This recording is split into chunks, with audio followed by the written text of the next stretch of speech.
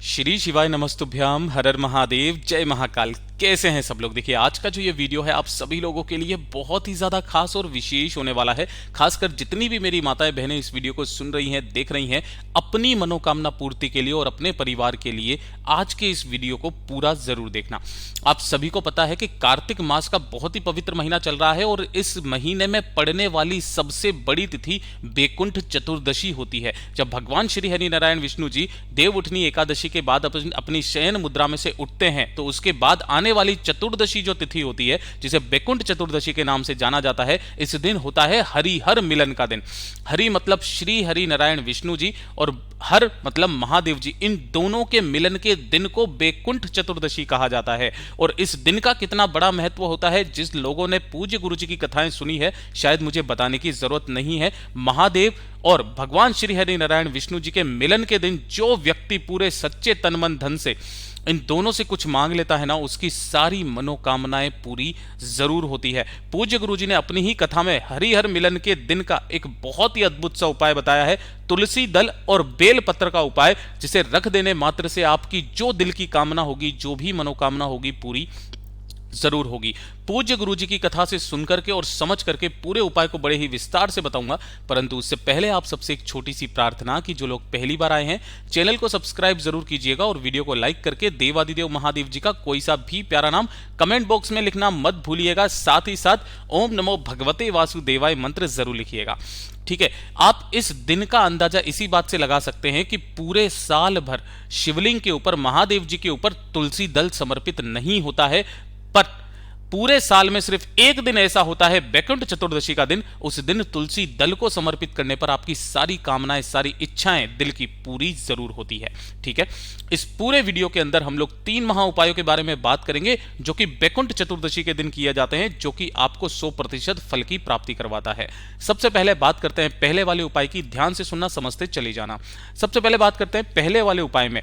अगर आपकी कोई मनोकामना, कोई विश काफी समय से पूरी नहीं हो रही है, आप उपाय कर करके थक चुके हो ना, तो बैकुंठ चतुर्दशी का ये वाला उपाय करना मत भूलिएगा। रखते ही आपकी जो भी मनोकामना होगी ना, पूरी जरूर होगी। ध्यान से सुनते चले जाना, समझते चले जाना। और इस पूरे वीडियो का सबसे अचूक जो उपाय है वो है दूसरे नंबर का उपाय। ठीक है, तुलसी दल का उपाय, उसे तो करना भूलिएगा ही मत। पहले वाले उपाय में आपकी मन की कामना जो भी है, उसके लिए आपको चाहिए होगा एक कमल का फूल। देखिए, आप कहीं से भी कमल के फूल का इंतजाम जरूर कर लेना बैकुंठ चतुर्दशी के दिन, क्योंकि इसी वजह से मैं इस वीडियो को पहले बना रहा हूं।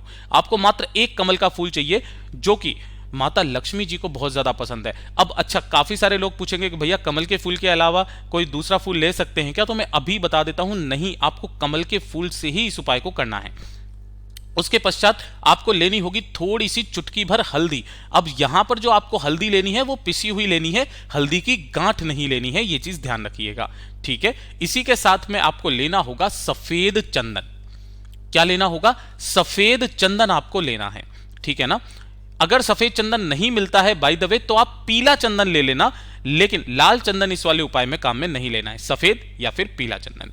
1 लोटा शुद्ध जल अपने घर का, जिस कलश में से आप जल पीते हैं उसमें से आपको 1 लोटा शुद्ध जल तांबे का लेना है और पहुंच जाना है देवादिदेव महादेव जी के मंदिर शिवलिंग के पास। सबसे पहले तो ध्यान से सुनिएगा, इस उपाय को करने का कोई समय नहीं है।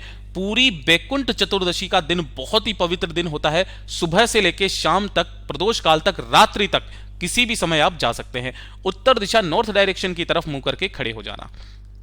ठीक है, सबसे पहले आपको करना क्या है, 1 लोटा शुद्ध जल जो आप लेकर के आए हो, उसमें चुटकी भर हल्दी मिला करके, चुटकी सी हल्दी मिला करके महादेव जी की शिवलिंग पर समर्पित करना है। किन महादेव जी के नाम से? ध्यान रखना, नाम हरिहर महादेव जी के नाम से। ठीक है, हरिहर महादेव जी के नाम से। उसके पश्चात आपने जो एक कमल का फूल लिया है ना, इस कमल के फूल के अंदर आपको चुटकी भर हल्दी अपना नाम और गोत्र बोलते हुए डाल देना है। क्या डालनी है? हल्दी आपको अपना नाम और गोत्र बोल करके डालनी है। और उसके पश्चात जो सफेद चंदन या पीला चंदन लिया है ना, इसको, इसकी डंडी होती है, इस डंडी पर लगाकर उस सफेद चंदन या फिर जो भी आपने लिया है पीला चंदन, उसे इस डंडी पर लगा करके आपको इस डंडी को पकड़ के शिवलिंग पर समर्पित कर देना है। ध्यान रखना कैसे, खिला हुआ जो भाग रहेगा ना, वो रहेगा आपकी तरफ, और जो डंडी रहेगी आपसे विपरीत दिशा में।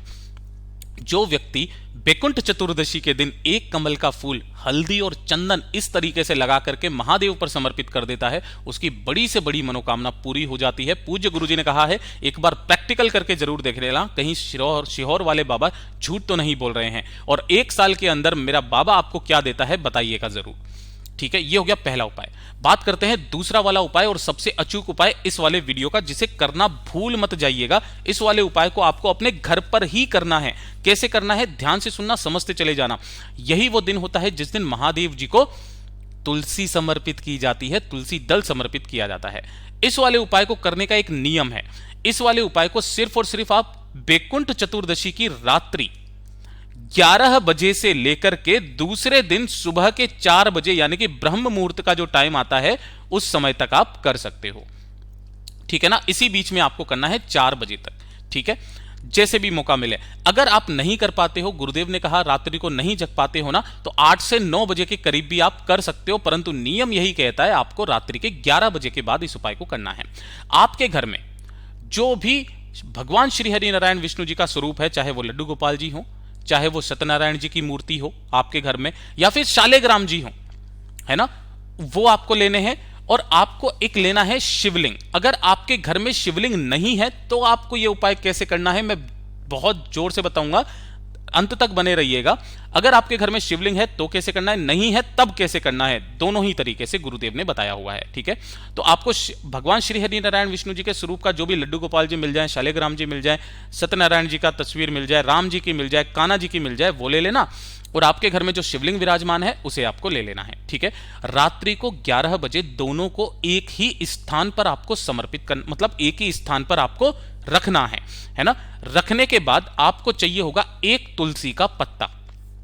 क्या चाहिए ध्यान से सुनिएगा, एक तुलसी का पत्ता और एक चाहिए होगा बेलपत्र जो कहीं से भी खंडित ना हो, पहले से ही आप इसकी व्यवस्था कर लीजिएगा। ठीक है, अब रात्रि के समय पर ध्यान से सुनिएगा, जब भी आप पूजा अर्चन करोगे ना, सबसे पहले आपको इन दोनों के समक्ष एक घी का दीपक जरूर लगाना है। क्या करना है, इन दोनों के समक्ष एक घी का दीपक लगा देना, गोल बाती का, और उसे प्रज्वलित कर देना। नीचे की तरफ कोई ना कोई आसन जरूर लगा देना, गेहूं का, चावल का, किसी का भी। ठीक है, यह पहला काम कर दोगे। उसके पश्चात सबसे पहले आपको एक बेलपत्र लेना है और उस बेलपत्र को उठा करके ओम नमो भगवते वासुदेवाय मंत्र का स्मरण करते हुए जो भी आपके पास में श्री हरि नारायण विष्णु जी का स्वरूप लिया है उनको समर्पित करना है। किस तरीके से, जो बड़ी वाली पत्ती रहेगी ना उनके तरफ रहेगी। मैं आपको अच्छे से बता देता हूं ताकि आप देख पाओ। इस तरीके से डंडी आपकी तरफ, इस तरीके से समर्पित करना है। और जो एक तुलसी का पत्ता है, उस तुलसी के पत्ते को आपको ओम नमः शिवाय मंत्र का स्मरण करते हुए शिवलिंग के ऊपर समर्पित करना है। ठीक है, शिवलिंग के ऊपर समर्पित कर देना। अपनी जो भी कामना है महादेव जी से कह देना और कामना करने के पश्चात इन दोनों को वहीं पर रखे रहने देना। कब तक, जब आपने रात को 11 बजे किया है, अब जब दूसरे दिन ब्रह्म मुहूर्त का समय आएगा, जब आप इन्हें लेने के लिए जाएंगे, तब आपको क्या करना है, ब्रह्म मुहूर्त समय में यहां से इस तुलसी के पत्ते को उठा लेना है और जो आपने बेलपत्र समर्पित किया है उस बेलपत्र को भी उठा लेना है। आपके घर में जहां कहीं पर भी शहद की सीसी है ना, उस शहद की सीसी में आपको क्या करना है, इन दोनों को ही डाल देना है। इन दोनों का कितना अद्भुत उपाय है वो चीज सुनिएगा। अगर आपके घर में कोई बच्चा है जिसकी बुद्धि नहीं चलती है, मंद बुद्धि है, बीमार रहता है, पढ़ाई लिखाई में मन नहीं लगता है, या फिर आप चाहते हैं वो बुद्धिमान बने, उस बच्चे को इस शहद को धीरे धीरे करके डेली चटाते रहें। इतना बुद्धिमान होगा ना, आपने सोचा नहीं होगा। उसकी जो बुद्धि होगी वो मीलों दूर तक जाएगी और बहुत तेज चलेगी। पूज्य गुरु जी का बहुत अद्भुत उपाय है। अब ध्यान से सुनिएगा, जिसके घर में शिवलिंग नहीं है उन्हें क्या करना है, आपको सबसे पहले तो पार्थिव शिवलिंग का इस तरीके से निर्माण करना है।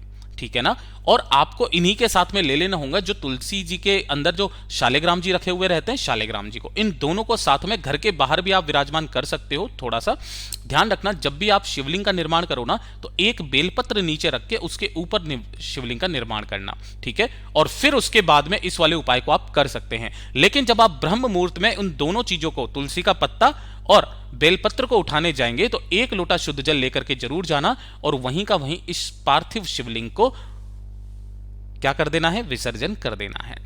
छोटा सा उपाय है, जरूर कीजिएगा। साल में सिर्फ एक दिन ऐसा आता है जिस दिन आपको पूर्ण फल की प्राप्ति होती है। अब बात कर लेते हैं तीसरे वाले उपाय की। ठीक है, देखिए तीसरा वाला उपाय किन लोगों को करना है। सबसे पहले तो मैं आपको बता देता हूं कि जो ये कार्तिक मास के महीने में बैकुंठ चतुर्दशी का दिन होता है ना, इस दिन जो नियम होता है वो होता है 14 दीपदान का नियम। और केवल ये एक दिन ऐसा होता है, देखिए पूरे कार्तिक मास में आपने सुबह दीपक दान कर सकते हो, शाम को दीपक दान कर सकते हो, रात को, शाम को, दिन में कभी भी आप दीपक दान कर सकते हो।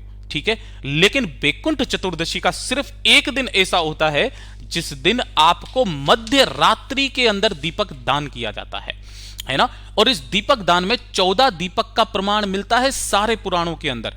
उन 14 दीपक को एक साथ प्रज्वलित किया जाता है। समय का ध्यान दीजिएगा, 11 बजे से लेकर के 11:30 बजे तक रात्रि में, है ना। इन सभी दीपक का दीप दान किया जाता है। जब आप इन सभी दीपकों को प्रज्वलित कर दें, आपके घर में जो भी भगवान श्री हरि नारायण विष्णु जी का स्वरूप है उनके सामने इन दीपक को रखें। थोड़ी देर उनकी लो को, उनकी जो उजाले हैं उसके अंदर उन्हें रखा रहने दें। उसके पश्चात 5 से 10 मिनट के पश्चात इन दीपक में से एक दीपक आपको उठाना है। वो दीपक आपको तुलसी दल के पास में समर्पित करना है। यहां पर ध्यान देना, सभी के सभी दीपक जो होने चाहिए वो कैसे होने चाहिए, गोलबाती के। ठीक है, भगवान श्री हरि नारायण विष्णु जी को समर्पित है, इसलिए एक दीपक तुलसी जी के पास और एक दीपक जहां पर भी आपके पानी पीने का स्थान है ना, वहां पर आपको समर्पित करना है। और बाकी के जो 12 दीपक बचे हैं आपको अपने घर में चारों तरफ लगा देने हैं, जितने भी मुख्य मुख्य जगह हैं आपकी। पूज्य गुरुजी ने कहा है कि जो व्यक्ति इन 14 दीप दान जिसके घर में होता है ना, भगवान श्री हरि नारायण विष्णु जी का एक अंश सदैव उस घर में विराजमान रहता है, जो कि सुख समृद्धि के दाता हैं, जो कि पूरी इस सृष्टि के रचयिता हैं। पूज्य गुरुजी ने जैसा अपनी कथाओं में बताया वैसा आसान भाषा में आपको बताने का संपूर्ण प्रयास किया। वीडियो अगर पसंद आया हो तो लाइक जरूर करना, साथ ही साथ चैनल को सब्सक्राइब जरूर कीजिएगा। मैं आपसे मिलता हूं अगले वीडियो में, तब तक के लिए ओम नमः शिवाय, जय महाकाल।